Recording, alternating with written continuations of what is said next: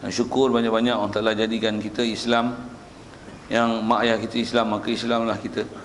Lebih-lebih lagi Allah Ta'ala jadikan kita dalam keadaan boleh memperakui, membenarkan semua ajaran yang dibawa datang oleh Nabi kita Muhammad sallallahu alaihi wasallam. Apatah lagi sampai pada tahap boleh taat patuh, boleh ikut perintah dia serta meninggalkan larangannya. Kebolehan taat patuh atau tinggal larangannya, itulah dikatakan takwa. Dan Allah Ta'ala jadikan hati kita boleh membenarkan semua ajaran yang dibawa datang oleh Nabi kita Muhammad sallallahu alaihi wasallam, telah dikatakan iman. Syukur kita datang iman, hidup Islam, iman, takwa, juga sihat, lapang masa. Begitu juga hidayat taufik yang masih dikekalkan. Dengan itu dapat kita hadir malam ni untuk solat maghrib berjemaah, dan insya-Allah kita memanfaatkan masa yang ada ni dengan limpah kurnianya untuk kita meneruskan bacaan kitab daripada matan Jawharah Tauhid, insya-Allah.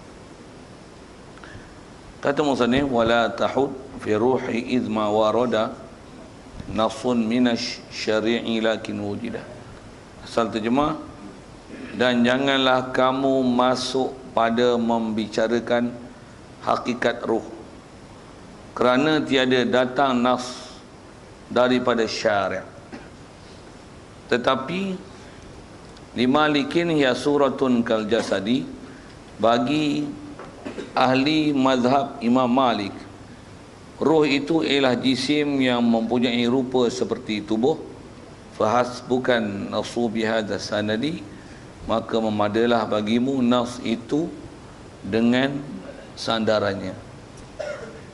Baik hadirin sekalian, insya-Allah malam ni kita nak bicara satu perkara yang kita biasa sebut, tapi ada beberapa peraturan syarak yang kita kena faham, yang ada disiplin ilmunya di situ, yang kalau kita tidak ada pengetahuan berkenaannya, kita tak dibenarkan masuk campur dan membicarakan, apatah lagi mereka pahaman-pahaman yang tak tentu ada.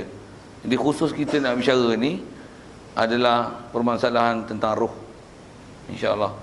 Jadi hari itu ada sedikit kita dah sentuh dalam bab roh. Kita sentuh hari itu pandang pada sudut ada dan pendapat ulama yang paling kuat dan masyhur di kalangan kita yang mengatakan bahawasanya ketika tiupnya sangkakala, yang pertama antara perkara yang dikecualikan daripada dibinasakan oleh Allah Subhanahu Wa Taala antaranya adalah roh. Begitu juga ada 10 perkara itu yang kita dah sebut satu-satu, antaranya ialah ajbuz zanab, itu juga arash, kursi, lauh mahfuz, qalam, begitu juga jasad nabi-nabi, rasul, begitu juga syuhada. Jadi antara yang kaitan dengan dulu tu kita bicara bab roh. Cuma dulu kita bicara pandang pada sudut roh ni adalah antara salah satu daripada realiti tubuh kita. Pasal batang tubuh kita yang zahir, yang lahiriah ni adalah kalau dengan bahasa yang jasad, kat jasad kita masih ada roh. Roh itulah yang tak binasa. Adapun jasad kita ni melainkan macam mana kita dah bercakap dulu, jasad yang orang tertentu dan pilihan nabi, rasul, orang mati syahid, yang tu tidak akan diusik oleh bumi, jasad mereka tak rosak sama sekali.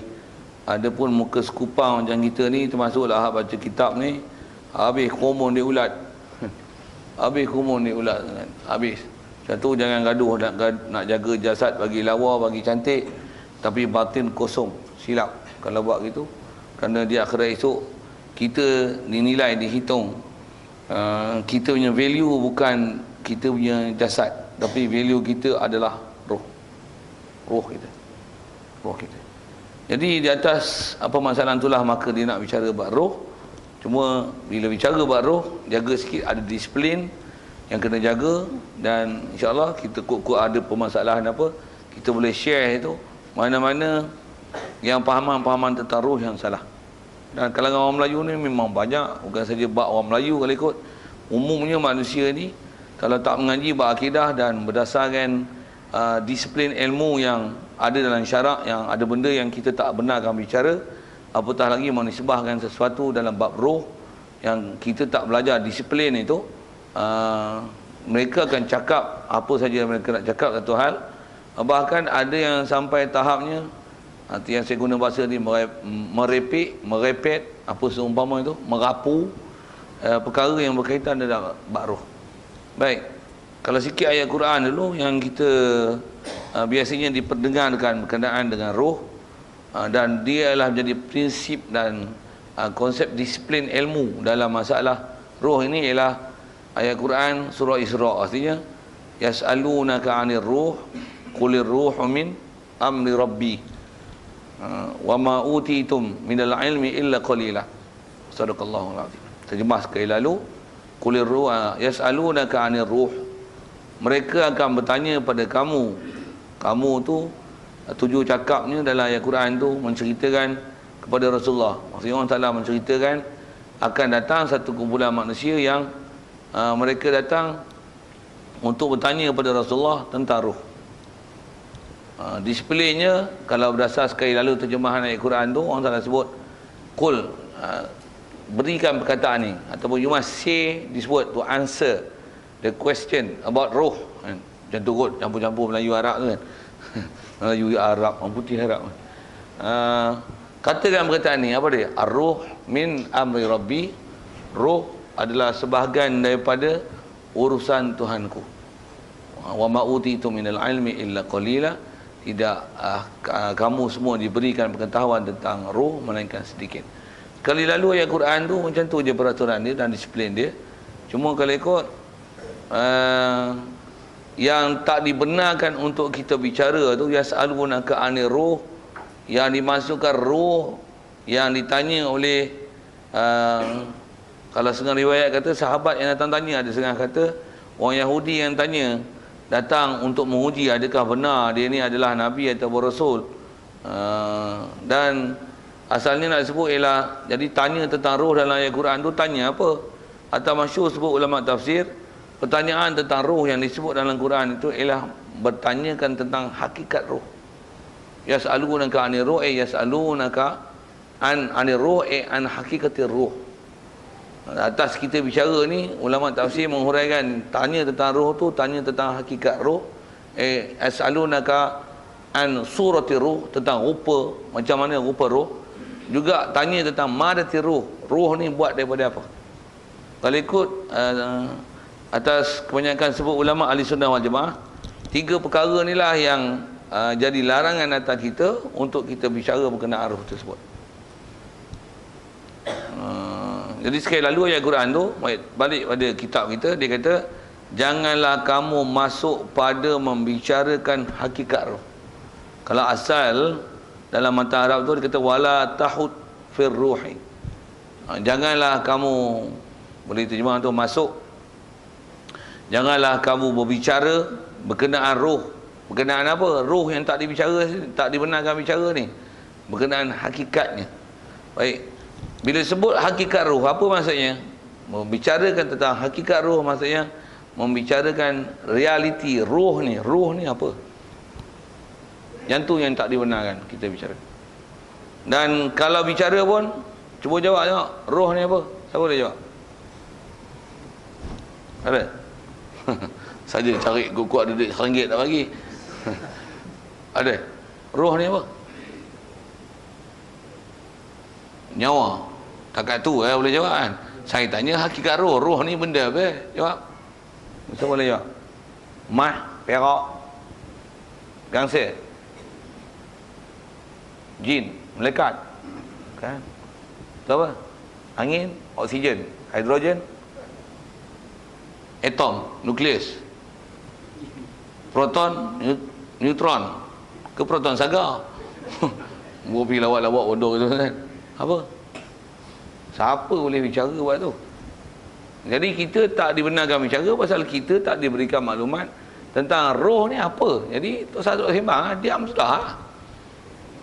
Yang tu juga kalau ikut atas sebut ulama kita, yang kalau kita sembang dan kalau kita katalah nak bicara pun, memang itu adalah di luar keupayaan kita. Kalau sikit dengan soalan yang mudah, kalau sebut tentang roh, kat kita sekarang ada roh tak? Cuba jawab elok. Betul? Kat kita sekarang ada roh tak? Kat kita. Kat tuan-tuan ada roh tak? Roh tuan-tuan ada tak roh tuan-tuan sekarang? Yang tu pun tak tahu, nak kena menyepak lah. Kat tuan-tuan ada roh tak sekarang? Mana tahu? Tanda ada roh itu ialah hidup. Mengapa? Tak ada roh matilah weh. Yang tu boleh sembang. Takat tu boleh ceritalah. Dan pasal memang roh kita, dengan adanya roh di jasad kita, maka kita hidup. Jika ditanggalkan roh dengan tanggal cabut nyawa, maka dia mati. Adapun tanggal tidur, itu pun istilahnya tanggal juga, tapi tanggal dipanggil mati kecil kalau dengan istilah kitab lah. Kalau dalam Quran pun ada beberapa ayat Quran yang menyebut dengan istilah mati. Allahul ladzi yatawaffal anfusa hina mautiha wallati lam tamut fi manamiha. Allahu yatawaffal anfus, Allah Taala dia yang mematikan setiap jiwa, setiap diri hina mautiha, ketika mati dia yang mematikan. Wallati lam tamut fi manamiha, dan Allah lah yang dia istilah mencabut roh ketika sesuatu diri itu tidur. Fi manamiha. Fayursilu baca mulut, baca slow sikit. Allah yatawaffal anfusa hina mautiha wallati lam tamut fi manamiha fayumsikul lati qada 'alaiha al-maut. Allah Taala yang mana yang dia dah tentukan mati, dia tak hantar dah. Wajursilul ukhra ila ajalin musamma, dan dia akan menghantar balik roh ke jasad kita yang Allah Taala belum tentukan kematian itu berlaku ke kita hingga pada satu tempohan waktu tertentu. Sekali lalulah terjemah yang Quran itu nak menunjukkan roh yang diceritakan kepada kita dari segi sudut kata dia hidup mati, yang jasad kita ni hidup adalah dengan adanya roh di jasad kita. Selagi kita hidup, maksudnya roh tu belum dicabut daripada kita, takat tu ada pengetahuan. Tapi bila nak bicara tentang hakikat roh, roh ni apa? Itu di luar keupayaan kita. Itu di luar keupayaan kita.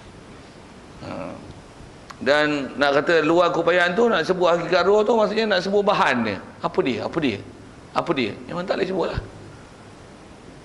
Siapa boleh sebut? Mana ada orang boleh sebut? Memang tak boleh membicarakan bab tu. Baik. Jadi yang tu adalah yang pertama, tentang kata roh tu buat pada bahan apa. Begitu juga tak boleh bicara dalam bab roh tentang bagaimana rupanya. Yas'alunaka 'anil ruh, yas'alunaka an surati ruh, rupa roh. Maksudnya roh rupa macam mana? Tak payah sembang. Atau mengikut kaedah Ahlussunnah wal Jamaah, tak ada siapa pun mengetahui dan tak ada maklumat kepada kita bagaimana rupa roh yang sebenar. Adakah rupa macam rupa kita, ataupun just kalau rupa kita tu sikit, kalau sekarang gini rupa dia macam mana klon kita. Klon, faham bahasa klon kan? Tengok cerita orang putih banyak, takkan tak faham klon. Okey. Klon. Jadi adakah dia rupa macam klon kita, ataupun rupa tu kita tak tahu. Masyhur kaedah Ahlussunnah wal Jamaah, diam. Tak ada maklumat yang jelas menceritakan kepada kita bagaimana rupa roh kita. Adakah dia hanya sekadar macam rupa cahaya ke apa ke? Tak ada, diam. Daripada bahan apa, rupa macam mana, tak sadar sembang. Itu dua. Begitu juga yang ketiganya, bicara tentang hakikat roh ialah bahan tentang tempat dengan spesifiknya, di mana roh itu sekarang. Roh tuan-tuan ada kat mana sekarang? Tak tahu juga. Tak tahu. Roh kat tuan-tuan pun tuan-tuan tak tahu kat mana. Jawab senangnya ni lah, memang tak tahu. Memang tak tahu. Sedikit kalau tanya dengan format P. Ramlee, di tangankah, di kakikah, di otakkah, ataupun di huruf roh. Di huruf roh, tak tuah kan, ni roh lah kan, di huruf roh. Itu kan? Tak ada, saja guna format P. Ramlee sikit. Nak jawab macam mana? Tak ada siapa tahu di mana dengan spesifik tempat. Tapi memang ada. Atas istilah sebagian ulama' dia membahasakan macam ni, roh ada di jasad kita macam mana air ada dalam batang pokok. Bahasa mudah sikit, air ada dalam tebu. Memang dalam tebu ada air. Cuba tunjuk air. Memang ada di batang tebu, tapi di mana dalam batang tebu tu? Koyak tebu tak nampak air pun. Tapi mesti kering keluar air. Kat batang tubuh kita mana roh? Memang tak boleh nampak roh. 7 roh memang tak boleh. Tapi bila cabut nyawa, maksudnya ada something yang dikeluarkan daripada kita, Dengan sebab cabut nyawa tu, maka tanggar roh, maka matilah kita. Jadi there is something there. Tapi apa rupanya, apa realiti dia, bahan apa, tak ada siapa yang tahu. Yang tu tak dibenarkan bicara. Dan di mana lokasi dia dengan tepat roh. Hak tu yang tak dibenarkan kita bicara. Itu yang tidak dibenarkan kita bicara. Baik, tak benarkan bicara tentang hakikat roh. Roh buat pada apa, rupa lagu mana, di mana tempatnya, dengan spesifiknya, dengan tentunya. Pasal apa tak boleh bicara? Kerana tiada datang nas daripada syariat yang memberikan syariat. Hakiki syariat adalah Allah. Maksudnya tak ada nas daripada Quran yang Allah ceritakan sendiri roh ni bahan apa, rupa lagu mana. Begitu juga dengan sebuah lokasi di jasad kita ni, bagaimana ataupun di mana lokasinya dengan tentu. Tak ada maklumat tentu. Jadi adab kita dalam bab-bab perkara yang istilahnya ghaib, antara ghaib sini roh itu sendiri, bila tak ada maklumat, tak ada nas daripada Quran, itu syariat yang hakiki ataupun syariat yang menjazi, itulah Nabi kita Muhammad sallallahu alaihi wasallam. Jadi bila tak, Rasulullah tak cerita, tak ada satu hadis pun menghuraikan rupa roh tu, roh tu apa dia, bahan apa, roh ni tempat dia di mana, diam. Itu kira. Jadi tiada nas daripada syariat. Habis sikit lagi rasanya. Walau bagaimanapun, kata dia, tetapi didapati bagi ahli mazhab Imam Malik. Tetapi Malikin, bagi Imam Malik, dan termasuk oleh Imam Malik ni siapa-siapa yang mengikut kaedah dia. Pasal Imam Malik ni kalau masyhurnya selalu kita dengar dalam bab fiqh. Tetapi dia juga adalah ulama yang jadi rujukan dalam masalah akidah. Kerana semua ulama fiqh kita yang masyhur, Syafi'i, Hanafi, Maliki, Hanbali, semua tu adalah satu mazhab dalam bab akidah, iaitulah akidah ahli sunnah wal jamaah. Umumnya dengan istilah akidah ahli sunnah wal jamaah. Di atas nama akidah ahli sunnah wal jamaah tu mengikut macam mana kita pernah belajar tersebut, di atas penamaan mengikut senarai yang telah disenaraikan dan dibukukan oleh Imam Abu Hasan Asy'ari dan Abu Mansur Maturidi. Maksudnya macam mana yang telah dibuku dan dicatat oleh Abu Hasan Asy'ari dan Abu Mansur Maturidi. Kalau kita rujuk kepada imam-imam mazhab empat ni, Syafi'i, Hanafi, Maliki, Hanbali, begitu juga sahabat, tabi'in, tabi'in, semuanya mengikut kaedah dan prinsip yang sama macam mana yang telah dinukilkan dan dicatat oleh Imam Abu Hasan Asy'ari dan Abu Mansur Maturidi. Sama, tak ada satu pun berubah. Jadi di antara akidah mereka ialah akidah ahli sunnah wal jamaah. Cuma dalam permasalahan roh ni, Imam Malik dia ada sedikit perbezaan pendapat dia tentang rupa. Adapun tentang roh tu apa, muafakat ahli sunnah wal jamaah yang lain yang kata kita tak tahu apa realiti roh. Begitu juga di mana lokasi dengan tentunya di jasad kita, roh di mana. Muafakat ahli sunnah wal jamaah yang tanpa khilaf. Tak ada siapa mengetahui lokasi di mana dengan tentunya roh itu. Adapun rupa, saya dah sebut dengan kaedah umum ahli sunnah wal jamaah, apa dia? Tiada siapa tahu bagaimana rupa roh kita, kerana tiada nafs. Macam mana pun mengikut kaedah imam mazhab, ahli mazhab Imam Malik. Jadi dalam kaedah bab akidah, dia ada kaedah dia yang dalam masalah roh ni ada perbezaan pendapat pada dia berbanding dengan jumhur ulama ahli sunnah wal jamaah. Apa dia? Mengikut kaedah Imam Malik, roh kita adalah sama macam rupa jasad. Itu dia kata limalikin ya suratun kal jasadi, bagi ahli mazhab Imam Malik, rupa roh itu ialah jisim yang mempunyai rupa. Rupa dia macam mana? Seperti tubuh. Maksudnya macam mana jasad kita. Kalau saya ni macam ni, jasad saya macam ni, roh saya macam ni lah rupa. Tu kalau bahasakan kelun tadi, kelun lah. Disebut kal pun seolah-olah, seakan-akan, semacam. Absolutely macam tu ke? Disebut pun seperti, seakan-akan, semacam. Macam kita sebut kembar, seakan, lebih kurang gitu kan.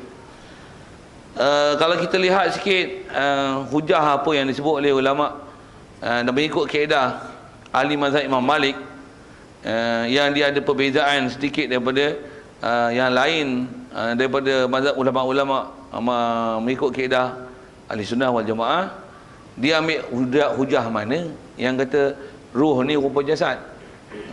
Antara yang disebut oleh ulama, hujah mereka berdasarkan pada kisah Isra' Mi'raj. Boleh ingat tak? Boleh bayar sesuatu tentang mana Isra' Mi'raj boleh faham ruh ni rupa jasad Tahu mana cerita tahu mana ambil dalil mana tak tahu langsung ni, teruk dia orang ni. Cari scan tahu mana ketika Rasulullah naik langit lah. Bila naik langit apa? Ada langit tertentu di langit-langit 1, 2, 3, 4, 5, 6, 7 tu ada Nabi-Nabi dan Rasul. Nabi lagi Rasul yang tertentu yang Rasulullah jumpa. Berapa orang Rasul yang Rasulullah jumpa kat langit tu? Langit ada 7 lapis. Berapa semua Rasulullah jumpa? 2, 8. Langit pertama siapa? Adam. Nabi Adam AS. Langit kedua siapa? Nabi Ibrahim. Nabi Ibrahim mana pula? Nabi Ibrahim nombor 6. Nombor 7 siapa? Betul ke? Nabi Ibrahim nombor 7. Nombor 6 Nabi Musa. Nombor 5 naik pi turun atas tunggang langgang susun ni. Janji tahu je lah. Bawah pada Nabi Musa siapa? Nabi Harun. Nabi Harun. Tu Nabi keempat siapa? Nabi Idris. Nabi Idris. Nombor 3 Nabi Yusuf. Langit kedua ada 2 orang. Siapa? Nabi Isa dan Musa. Tadi dah sebut Musa berapa kali jumpa Nabi Musa. Nabi Isa dan Nabi Yahya. Nabi Isa, Nabi Yahya, 2 orang. Ini Nabi Adam langit pertama. Langit kedua. Itulah guna pen weh tulis. Mula lah saya nak cekau itu. Itulah maklumat nak kutip. Balik lagi kalau anak tanya, abah dengar macam ustaz cerita roh je tadi. Abah belajar macam mana tu? Cerita sikit kat cik. Jangan malu kat budak lah. Anak kita cerdik sangat pun marah lagi. Kau pandai-pandai je. Abah tak ingat katanya. Abah tak ingat. Saya ingat abah. Saya duduk rumah abah boleh ingat. Abah ni ngaji tu lah pen tak nak bawa. Ustaz duk tegur berapa kali lah katanya. Padangkan muka kita. Asyik baik anak tu bagus cerdik sikit. Okay. Anak pun macam bapak jenuh kita. Apa cerita tu saja usik-usik itu. Tu pun kalau tak mau sedar kat tak tu kan. Kita dia orang ni main sindir, dia tak main. Dia tak apa cerdik buat sindir-sindir tu, dia nak direct. Bawa pen. Mana? Dia kena tegur gitu kan. Tapi tuan-tuan ni saya anggap semua orang jadi cerdik kan. Jadi kalau tak bawa pen pun saya anggap dia boleh simpan dalam hard disk. Simpan. Jadi tanya pun lain kali boleh buat keluar gitu je. Kan. Gelak-gelak je. Okey, langit pertama siapa? Nabi Adam. 2 Isa Yahya. 3 Yusuf. 4 5 Hai Harun. 6 kelang kabut juga dia orang ni. Itu terus bawa pen tu. Nabi Musa. Nombor 7 Ibrahim. Terbalik balik tak terbalik bagi betul. Macam mana pun nasib baiklah tak wajib hafal ikut turutan. Kalau tak, kalau kata silap hafal kafir, mampu kita. Nasib baiklah tak ada peraturan tu. Tapi kita tu lah kadang-kadang bila ada hukum-hukum yang berakidah baik, berfiqah baik, bila ada benda yang istilahnya tak ketat, kita belajar main-main. Dengar macam pandai tak? Padahal bodoh. Apa sebut begitu? Biarkan dia rasa, biarkan. Apa cerita ni? Okey. Daripada 8 orang yang dia jumpa tu, ada yang memang jumpa tu adalah roh sahaja. Dan ada yang dijumpa tu adalah roh dan jasad. Bagi soal sekali lagi. Siapa yang dijumpa adalah roh dan jasad? Nabi Isa. Maksudnya apa? Nabi Isa belum wafat lagi, belum mati lagi. Pasal naik ke langit, duduk langit kedua, itu pun atas masyhur yang sebutlah. Ada riwayat lain sebut duduk langit lain, tapi saya sebut ni atas masyhur yang diriwayatkan dalam kitab-kitab hadis Isra Mi'raj. Disebut Nabi Isa berduduk pada langit kedua. Jadi Nabi Isa langit kedua dalam keadaan roh dan jasad. Jadi Nabi Isa memang tengok roh dan jasad, maksudnya tengok Nabi Isa betul lah. Okey. Siapa lagi yang tengok dengan roh dan jasad? Nabi Idris. Betul ke? Ya, betul. Nabi Idris adalah tengok dengan roh dan jasad. Kenapa? Nabi Idris adalah Nabi yang Allah Ta'ala dah matikan dia, dah cabut roh, lepas tu hidupkan dia balik dan Allah Ta'ala tak matikan dia. Itu pun rasanya kita ada sebut antara Nabi, antara orang yang dikecuali, antara makhluk yang dikecualikan, dimatikan dan dengan tiup sangkakala pertama esok adalah Nabi Idris alaihissalam. Nabi Idris alaihissalam, dialah kalau ikut antara sebagai ulama tafsir mengatakan bila Allah Ta'ala dah perintahkan supaya malaikat Israfil tiup sangkakala, hancurlah apa yang sepatutnya hancur dan tinggal apa yang tinggal. Allah Ta'ala akan tanya nanti pada ketika itu, sebut dalam Quran dengan lafaznya, dapat Quran tu, limanil mulkul yaum. Allah Ta'ala akan tanya, limanil mulkul yaum, bagi siapakah kerajaan pada hari ini? Ada tak orang jawab? Ada. Kalau ayat tu sambung macam mana? Limanil mulkul yaum, sambung, lillahil wahidil qahhar. Itu ayat Qurannya. Surah mana, juzuk mana, pergi semak. Saya tak apa juzuk dan surah tu satu-satu tu. Limanil mulkul yaum lillahil wahidil qahhar, tu jawapan tu. Ada orang yang akan jawab bila orang Ta'ala tanya gitu, limanil mulkul yaum, bagi siapa kerajaan pada hari ini? Akan ada makhluk yang jawab, lillah, kerajaan hari ini adalah milik lillah, bagi Allah Ta'ala. Siapa yang Allah ni? Lillahil wahid, Allah Tuhan satu-satunya Tuhan yang asa, Al-Qahhar, yang mengerasi, dia boleh buat apa saja mengikut kehendak dia. Baik, soal, siapa yang jawab tu? Itulah Nabi Idris. Itulah cerita Nabi Idris. Dan Allah Ta'ala dah hidupkan dia balik. Pasal kalau ikut kisah dia, dia nak sangat masuk dalam syurga, minta sangat pada Allah Ta'ala. Dan di kisah Nabi Idris lah, kalau ikut antara riwayat yang ada, Allah Ta'ala maklumkan ke dia bahawasanya memang dia tak boleh masuk syurga, melainkan syarat masuk syurga kena mati. Lepas tu bila mati, dah lalu proses hisab di akhirat esok, barulah boleh masuk dalam syurga. Kata dia nak masuk juga, ya Allah, dia minta je ke? Itu syarat kena mati. Mati pun matilah. Tu yang Allah Ta'ala bagi kat dia tu. Tu yang ada kisah Nabi Idris dan serupa itu. Jadi bila dicop sangkakala kedua, dia tak mati lah, pasal dia dah mati. Pasal dia dah mati. Jadi bila Allah Ta'ala tanya itu, tu yang sebagai ulama tafsir mengatakan bahawasanya yang akan memberikan jawapan di atas pertanyaan itu, yang akan menjawab lillahil wahidil qahhar, ialah Nabi Idris alaihissalam. Dari Nabi Idris, Nabi Isa jumpa dengan roh dan jasad. Yang lain pada itu jumpa dengan roh. Imam Malik yang ambil kaedah itulah untuk memberi huraian bahawasanya roh adalah rupa dengan jasad. Pasal macam mana nak kenal Nabi Adam, melainkan mestilah Nabi Adam rupa Nabi Adam, Nabi Yahya rupa Nabi Yahya, Nabi Yusuf rupa Nabi Yusuf, dan seterusnya lah. Okey, kuat tak ujar? Kuat tak? Imam Maliknya kaedah kuat ke jumhur ulama ahli sunnah wal jemaah punya kuat? Ahli sunnah wal jemaah punya kuat weh. Itu jawapan mengikut kaedah ahli mazhab Imam Malik. Apa kaedah ulama ahli sunnah wal jemaah yang kita dah sebut dah tadi? Mengikut kaedah ahli sunnah wal jemaah, kita tak bicara macam mana rupa dia. Untuk kisah Isra Mi'raj tu tak boleh jadikan dalil ke untuk menunjukkan bahawasanya itu adalah rupa roh. Tengok nak sebut. Nak sebut dari sisi kata bagaimana kaedah ahli sunnah wal jemaah ambil dalil, dan kenapa pahaman yang mengikut macam mana Imam Malik faham tu, yang tu tak boleh dijadikan i'tiqad.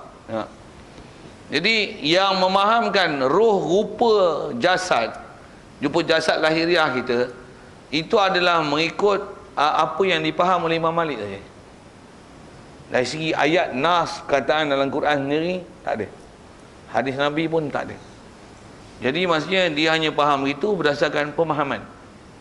Jadi kalau kita belajar dalam kaedah-kaedah ilmu tafsir, ilmu hadis, khususnya dalam nak istilah istinbat, nak ambil hukum, nak ambil faham, itu adalah kaedah cara dia faham. Tapi dilalah daripada lafaz yang menunjukkan ruh adalah rupa jasad, tak ada. Tak ada. Di atas kaedah ulama ahli sunnah wal jamaah, dia kata itu adalah kaedah faham saja. Tak semestinya dan tak lazim setiap ruh yang Allah Ta'ala jadikan macam mana rupa jasad, mestilah ruh rupa jasad. Tidak. Macam mana boleh faham itu? Kerana tak ada ketentuan yang sebut begitu. Tak ada ayat yang terus langsung directly sebut dengan keadaan demikian. Jadi sebut kalau kaedah Imam Malik hanya kaedah dia. Macam mana pun nak sebut ini, Allah Ta'ala tu bila Rasulullah naik ke langit bertemu dengan Nabi Rasul dengan jumpa roh tu dengan rupa jasad, pasal apa? Pasal Allah Ta'ala nak bagi Rasulullah berjumpa dengan roh mereka. Andai kata roh itu Allah Ta'ala jadikan mengikut rupa roh yang asli, tentulah Rasulullah tak boleh mengenal siapa mereka. Jadi untuk supaya boleh Rasulullah kenal, maka Allah Ta'ala jadikan roh mereka mengikut rupa jasad mereka. Jadi tak lazim dan tak semestinya roh adalah rupa jasad. Tak boleh dipaham dengan etikot macam tu. Tak boleh dipaham dengan etikot begitu. Jadi di atas kata tak tentunya, tak pastinya, tak lazimnya, tak semestinya setiap roh adalah mesti rupa dengan jasad, maka itulah kaedah ahli sunnah wal jamaah mengatakan, dan itu adalah jumhur ulama ahli sunnah wal jamaah sebut, tak semestinya roh adalah rupa jasad. Jadi kaedah yang Rasulullah bertemu Isra Mi'raj itu adalah keadaan istimewa. Allah Ta'ala nak bagi Rasulullah bertemu, yang Allah Ta'ala nak bagi Rasulullah boleh kenal bagaimana jasad mereka. Pasal jasad mereka kalau ikut ada di bumi. Macam mana pun bila temu di sana memang jumpa roh. Allah Ta'ala jadikan roh rupa jasad. Tapi adakah mesti begitu? Tidak.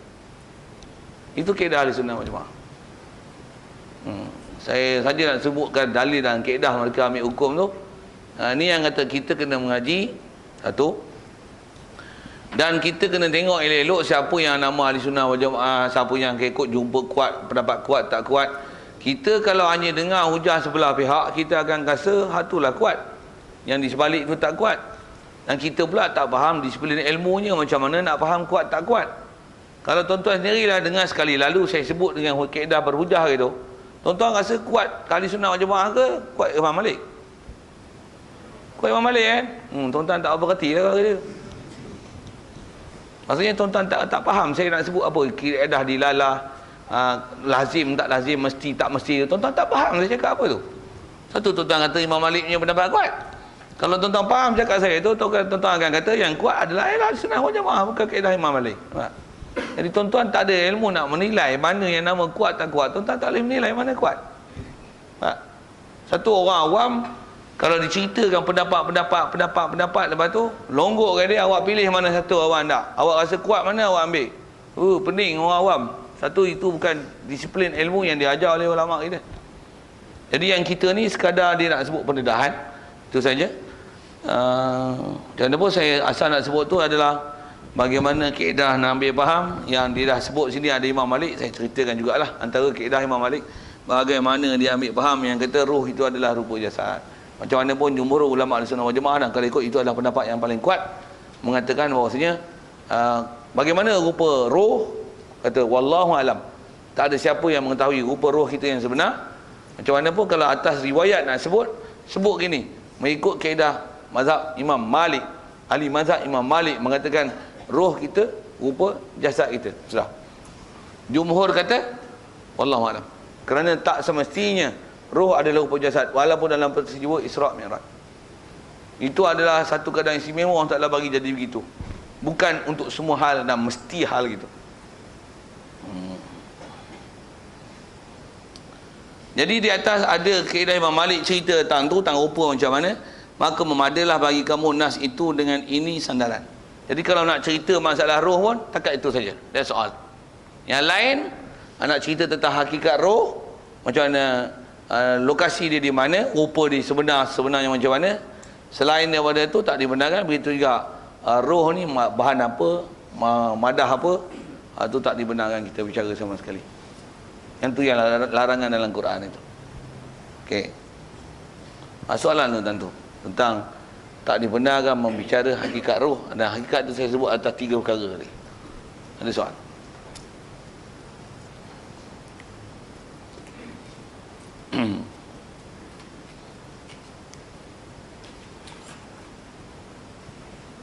Ya. Ya. Jisim punya tubuh, roh macam jisim. Okey. Roh macam jisim, roh macam tubuh. Okey.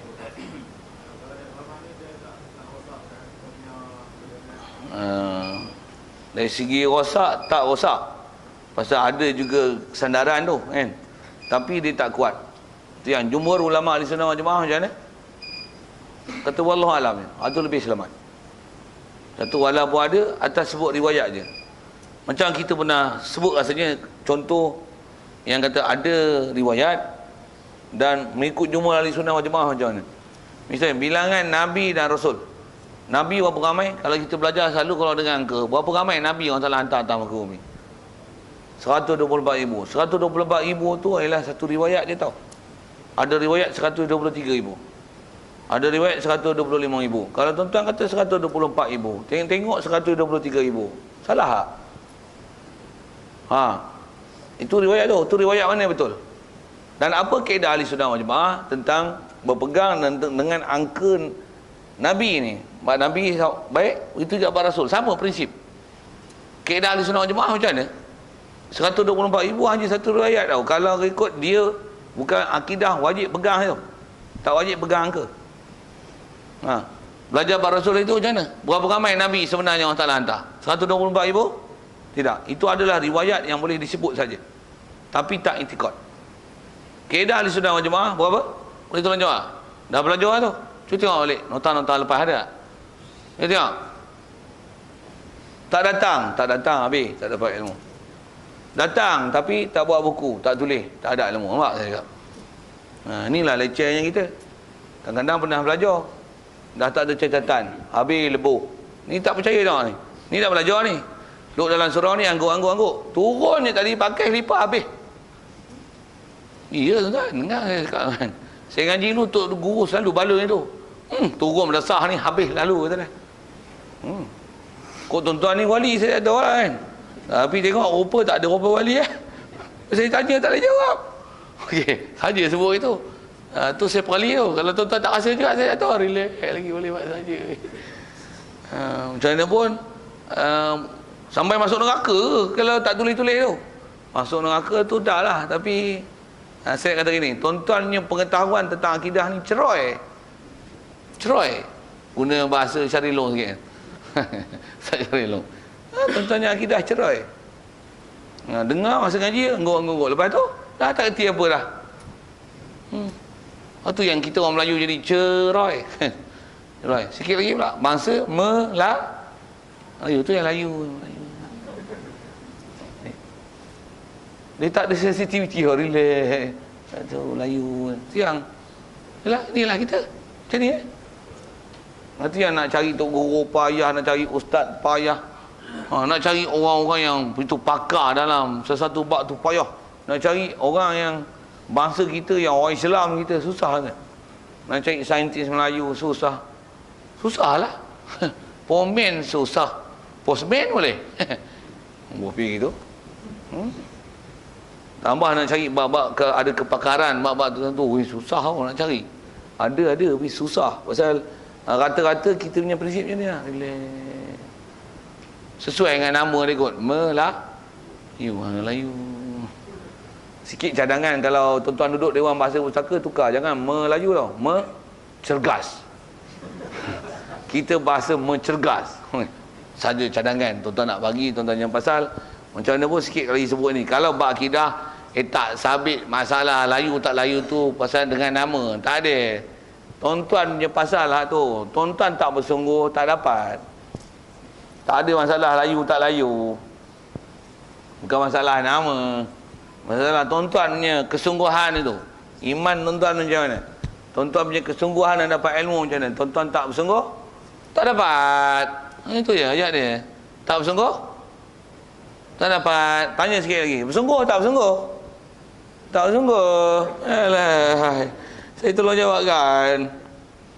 Okey, asal saya tanya buat Rasul lah. Ni yang kata, cerai kan kita letih ni kan. Satu, kalau saya lah di pondok, oh jenuh latih budak-budak ni lah. Hai.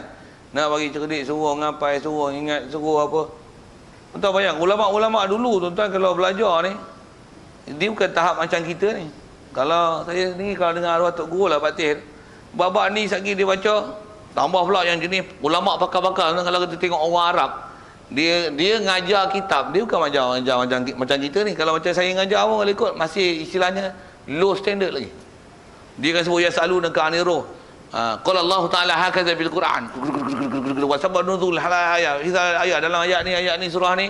Tengok dalam tafsir ni. Dalam Qurtubi kata macam ni. Dalam tafsir Al-Manar kata macam ni. Dalam tafsir ni kata macam ni. Mengikut Syekh Ibnu Hajar Asqalani menafsirkan ayat tafsir ni macam ni. Hadis riwayat macam ni. Abi Daud macam ni, Bukhari macam ni. Level dia orang macam tu kan. Saya saya tak boleh tu. Tapi terus saya macam ni pun tuan-tuan cerai. Kalau saya cerita macam tu, saya syok orang. Apa? Saya balik. Tuan apa tak tahu. Tuan tu yang kita tak boleh upgrade ilmu. Tu yang bila banyak orang kita pergi luar, tu yang balik ngaji Mesir. Tok Guru Mesir memang pakar-pakar. Tapi hak balik daripada Mesir orang Melayu cerai. Macam apa? Nah dia orang kata terkejut beruk dengan format belajar sana. Ayat Quran hadis.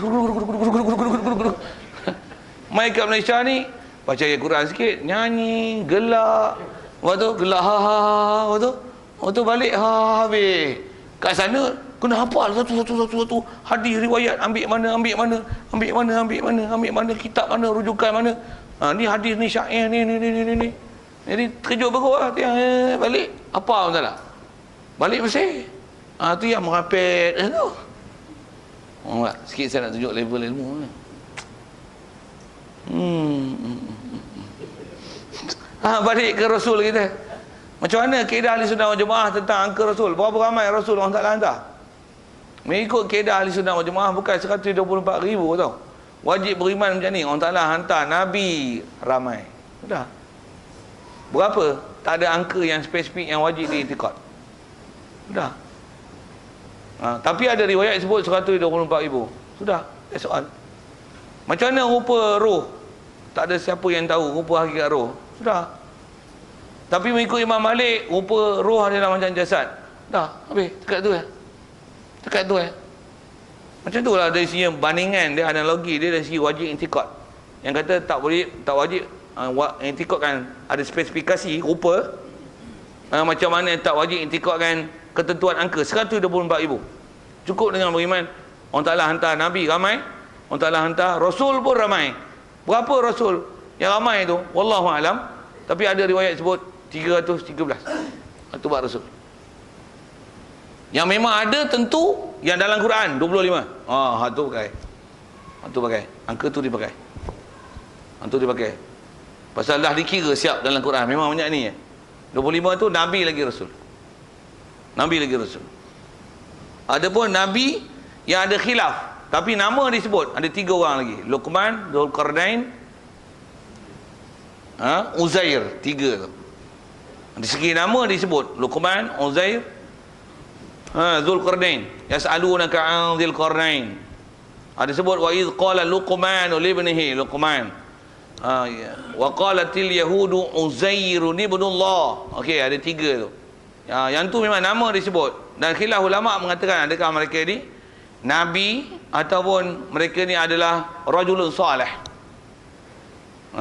Sikit kalau sebut tu, itu adalah sikit ulangan. Rasanya saya tak tekan dalam bab 3 orang nabi yang tak rasul itu. Pasal di situ ada khilaf. Masyhur kita Dzulqarnain bukan nabi. Masyhur kita orang Melayu Luqman bukan nabi. Masyhur kita Uzair nabi. Tapi Uzair Melayu sampai nama pun tak pernah dengar. Ada itu. Tuan pernah dengar nama Nabi Uzair tak? Terbelengung tu tak bisa dengar tu. Ya, Uzair tak bisa dengar Uzair. Nama Nabi Najib pernah dengar? Najib. Tu tak gelak tu okey. Maksudnya memang tak ada Nabi nama Najib. Tak ada. Mahathir tak nama Nabi Mahathir? Tak ada. Tuan tak tahu. Ada tak dalam 25 tu Mahathir ada? Tuan Razak? Husin? Apa saya tanya ni? Saya tanya, jangan buat silap tu pasal nama tu tak ada silap tu 25 tu. Okey. Sajalah ke sana sikit. Okey, balik kita buat roh ni. Jadi kalau ikut jumhur ulama ahli sunnah wal jamaah kata roh ni rupa bagaimana? Mengikut kaedah ahli sunnah wal jamaah, tiada siapa tahu roh macam mana rupa sebenarnya. Tapi mengikut kaedah Imam Malik, rupa roh macam jasad. Dekat tu je lah. Kaedah kita macam tu je. Jadi di atas kata adakah rosak akidah? Dia tak rosak akidah. Tapi macam mana pun kaedahnya peganglah dengan prinsip jumhur ulama ahli sunnah wal jamaah. Apa dia? Tak ada siapa yang tahu rupa sebenar. Atas riwayat ada kata rupa jasad. Cukup. Kita duk pegang. Memang rupa jasad. Tak ada. Aku nak pegang pendapat Imam Malik kak. Tak. Kita tak disuruh dengan berpegang dengan pendapat-pendapat yang bukan menjadi jumhur ulama mengikut kaedah ulama ahli sunnah wal jamaah. Satu kaedah-kaedah bang akidah dia tak boleh ambil pelik-pelik tu. Kalau fiqh pun kalau ikut tak disuruh gitu, apatah lagi bang akidah.